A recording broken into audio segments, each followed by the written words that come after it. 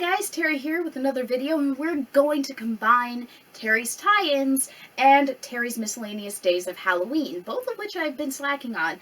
But we're going to do this with Doctor Who Vampire Science. Oh, come on! Do you even know anything about Doctor Who? No, but given your audience, they probably have a passing familiarity with the character, and if they don't, they can easily look it up, like you're always telling me to look things up when I ask you. And, vampires. Well, just so you know, I only have the one chair, so we're gonna have to take turns. That's fine. You go first. Okay then, we're going to talk about this, me and Babette. This is a book about the Doctor and Sam going vampire hunting.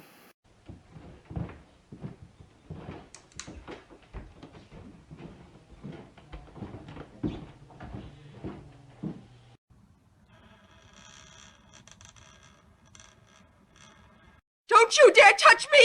Stand back! No! No! And there's a whole host of many characters. I mean, it's a massive cast. You've got the vampires on this side, and you've got the mortals on this side, and it's a lot of people to keep track of. So I'm not going to go into everybody. I'm not going to go into the many subplots. I'm just going to focus on a handful of key people and key elements, and I'm going to talk a lot about Doctor and Sam in this because, honestly, they're very good in this. The entire book is actually very well written, very captivating, it moves along very, very well, and it presents a lot of, like a good episode of Doctor Who would, a lot of moral questions that don't have a straight answer, because you can answer it in multiple ways. You can find compromises and say, well, a little bit of this, a little bit of that, and I like that. I think that this is a very rich story, and I think it was balanced very well. We're going to talk a little bit about the characterizations of the Doctor and some of the other characters. So firstly, the Doctor. Now, the Doctor in this, he is the 8th Doctor. Now, the 8th Doctor is basically known as, like, the romantic Doctor. He's the very friendly, bubbly, I will hug you Doctor. That's what he was. And I think back when the 8th Doctor first came out, that was mind-boggling, because the Doctor in a lot of the incarnations before were kind of, it depends, honestly, what you personally see in them, but a lot of them were not as affectionate, let's just say. They were not as open.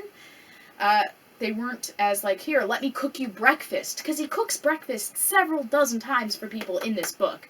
Just because, you know, you need to have breakfast, and I'm going to do that for you. Sometimes just to have something to do, but because it's important that people keep their strength up, and that people are actually taking care of themselves despite their fatigue or despite their emotional distress. He wants to try to keep people active and occupied and happy-ish as best as he can, and he does that through doing a lot of little domestic things like cooking breakfast, or he has a lot of good little conversations with people, and there's a lot of hints and glimmers of who he is and how he acts and how he behaves throughout the entire story and how he sees things. One thing I thought was really interesting is his interactions with Sam. Sam in this is very good.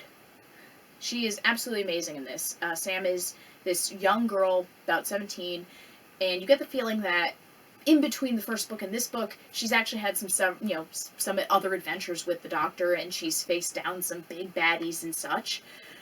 But you don't really see any of that. You don't hear a lot of reference to that. You just hear some little references between her relationship with the Doctor, which she feels is getting threatened in this. You see a lot of Sam's vulnerability. Sam is the type of character to never really let her vulnerabilities show.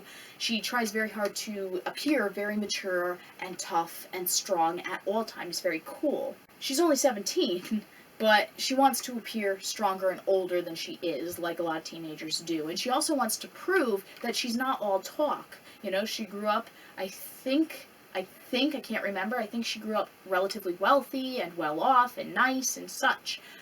So a lot of people just expect her to just be a mouthpiece, but not actually take affirmative action on any given situation. But she wants to prove that that's absolutely not her. So she's always throwing herself into danger, and she always gets upset if the Doctor tries to leave her out, even if it's for her own good.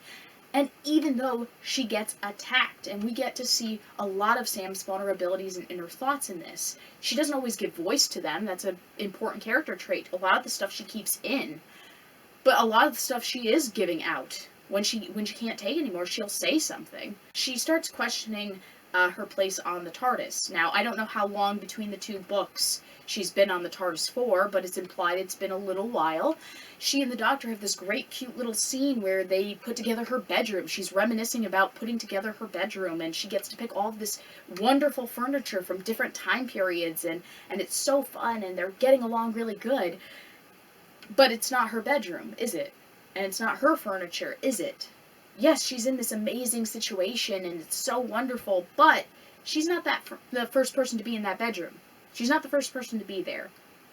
And along comes Carolyn, a character introduced in this book for this story, who might actually replace her, because Sam starts questioning after she gets attacked whether she wants to even stay or not. Because it is very dangerous, and she almost died. And here's the Doctor taking the side of the vampires, not, wanting to just eradicate them after they almost killed her. And that's astounding to her. You don't want to kill them. They just take and take and take, and they don't produce anything in this world, and they're horrible.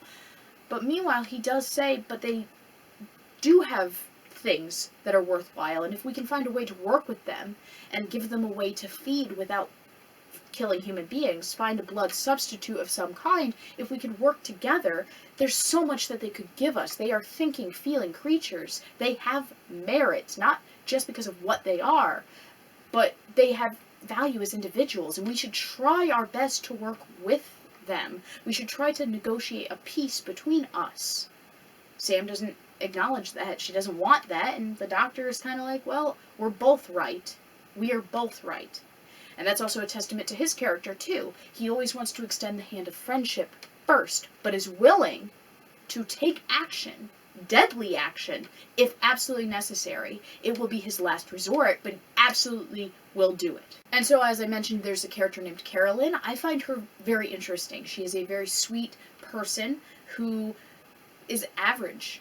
She doesn't really have this quest for adventure. She thinks she does, but she really doesn't. She's actually very domestic and likes habit and likes routine. She gets a little swept up with the adventure and with wanting to be of assistance, wanting to be a good person and stand up and help when she sees that there is a problem. She wants to show her gratitude towards the Doctor for saving her boyfriend James by participating, by hunting the vampires with them. And she is in this emotionally vulnerable state because James is like, listen, you and I are civilians. I love you, and I know you love me. But we're civilians. Let them handle it. Yes, I'm grateful that the Doctor saved my life, but you and I are not equipped to deal with this. We need to leave. We need to go. And she's like, no, we're gonna stay. We have to stay. We have to help. We have to show that we're grateful. We have to work towards this goal. And James leaves. He eventually comes back, which is important because he tethers Carolyn to her life. He reminds her of what she would be giving up if she went with the Doctor. But in those moments when he's gone, she's filled with sadness and rage, and she works herself into exhaustion because she's upset that she lost somebody that she loves. She's essentially broken up with James, and she can't believe that he would leave her in this situation. But meanwhile, the Doctor is trying to point out to her, listen, coming with me isn't necessarily the situation. Now, he still offers it to her, and he still isn't, outright rejecting her, but he starts kind of very subtly putting Carolyn and James together so that they can talk out their problems and their differences. James was not wrong for leaving. The Doctor never demonizes him for leaving. But he does try to convince him to come back, at least for Carolyn. And he does, and he gets her back. And everything else. And what I really like is that Carolyn basically sees all of the stuff that's happened. She almost dies herself because she pushed herself so hard that she collapses. And she goes, you know what? I can't do this with the Doctor. James wasn't wrong, but neither was I, and we can forgive each other for breaking up, essentially, and she stays. She stays with James, and she stays with her normal life, trying to find a cure for cancer, because that's what she is. She's essentially a researcher trying to find a cure for cancer, and she sees the merits in staying and working towards those goals. Even if she's not out having these grandiose adventures out there with the Doctor fighting aliens, she's still doing something good, and she is still living a good life with somebody that she loves. Now, on the other side is Dr. Shackle. Dr. Shackle is this doctor who's been working in this small-time hospital in a very rough part of the town, and he constantly is seeing death, and he's constantly losing patients to gun violence and stabbings and all kinds of horrible stuff. So he sees death on this daily basis, and he feels like he's just in this futile grind against death, and he's never gonna win, and what's the point? It's all suffering, and it all doesn't matter. Nothing matters. I came here to help, and yet nothing matters. So what if somebody could give him immortality? Now, he tries to tell the Doctor, talk me out of it, and the Doctor even says, eventually the Doctor, he does try to talk him out of it. He does try to give him things to think about, like, what's your favorite flavor of ice cream? Why?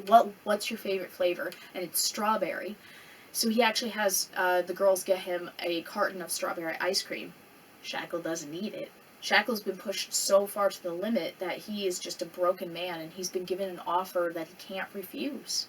The Doctor tries to give him a sense of what he would be giving up if he chose immortality, something that seems absolutely wonderful and promising, until Shackle realizes that I kind of lose out.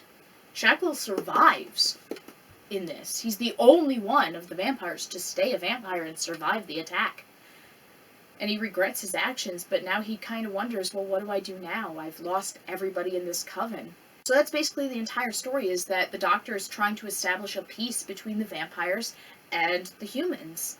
And it's a lot of ups and downs, lots and lots of setbacks and fights and squabbles and constant moral conundrums between the two groups, until it has to come to an end at some point. He does take action in hand. The Doctor might be very sweet and very nice and might be merciful, and he might always try at first to be peaceful, but sometimes peace is not the answer. Now, I don't know Doctor Who, but I do know vampires, and I like how they're represented here. One of the biggest things I enjoy is that we are shown a lot of their interactions with each other. A lot of the conflict with the vampires is not just them versus the mortals. I'm pretty sure Terry talked about that. But the conflict between each other, and honestly, I like their lack of remorse. They're very unempathetic. Even Harris represents the old ones and rationality and logic, whereas Slake is the leader of the young ones of the Coven, and he wants to create a massive uprising where he kills all the old ones, takes over, and he just goes, yes, we are vampires, hear us roar, we're going to go out, and we're going to kill, and we're going to drink, and we're going to really put the fear of us into the mortals, because we are stronger than they are. Whereas Harris and the old ones have a very rational sense to this, going, well, actually, no, there are quite a lot of mortals. We are weakened during the day, we sleep during the day, and they could get us. We draw attention to ourselves, and that just means that they will want to hunt us. They are very practical about this. Whereas the young ones are really wanting to showcase it. It's like, what's the point of immortality if you can't utilize your strengths and have fun with it? That's the young ones' position, and the old ones are very much like, let's stay safe, let's continue existing, let's just stay safe about it. And that's where a lot of the conflict comes in between this. It basically turns into a coven war. Reasons not to join covens. They always end up falling apart. And it's usually older ones and younger ones fighting. What I enjoy about Harris specifically is that she is very much non-remorseful. She's very pragmatic about things. She just goes, yeah, we have to feed. So what? We have to kill. That's just part of the existence, Doctor. Didn't you know that? She doesn't care about human beings, and at one point we find out that she is the one who has been manipulating. She has been manipulating Dr. Shackle to seeing no point in existing, to just hate everything that he's doing, to not see any point in being a doctor anymore, to try to save lives. What's the point? Eventually they'll die, and then you're gonna die, and nothing you do matters. Also, she could get him on her side. She needs another scientist, a proper doctor, who is somebody that she can mold and shape so she can have an extra pair of eyes on her blood substitute experiments. And so apparently months before the doctor ever showed up, she's been working on him and working on him during the nights. His long, tired nights where he's lost patience on the table and he's just downtrodden, and she's been grating on him and being very pragmatic about it and saying life is pointless. You're ultimately going to die and it's not going to matter. And then the doctor finds out about it and just refuses to help her in any way, shape, or form unless she refuses to turn Dr. Shackle. And when Dr. Shackle approaches her and says, I'm ready, I want to be immortal, she's like, change of plans. Bye. That's it. Go. What? That's it. I like Harris a lot. Very practical, very straightforward, no nonsense, very, very good, level-headed woman. Enjoy that. Unfortunately, she gets turned into a mortal at the end of the story because the doctor decides to save her, and he uses chemicals and such to do so. He turns her into a mortal. She's the only one out of the vampire coven, the main vampire coven, that survives next to Dr. Shackle. And then, controversially, you have Slake. Slake is the one causing all of the trouble and making the doctor have to make those decisions as to whether or not he's going to kill the vampires. Slake is this young punk. He's like maybe 70 or so, and he's just itching to use his strength and his powers and to subjugate the mortals and all of that stuff, and he really buys into the imagery of the vampire, and it's kind of presented as pathetic and sad, like he's having his own little early midlife crisis, and the way he's, instead of buying a car, he goes out and slaughters a bunch of hobos. And he's just very weak and pathetic, and he grows desperate, and he starts attacking his own coven. He starts killing the entire coven, save for his lackeys, because he wants to overtake him, and he wants to live life in the night. And yes, while a lot of the good versus evil aspects are there, it's not presented in just vampires are evil and they have no value, so you must kill them. But nor is it presented as the vampires are wholly innocent. It's nuanced, it's structured, and I appreciate that author, Mr. or Ms.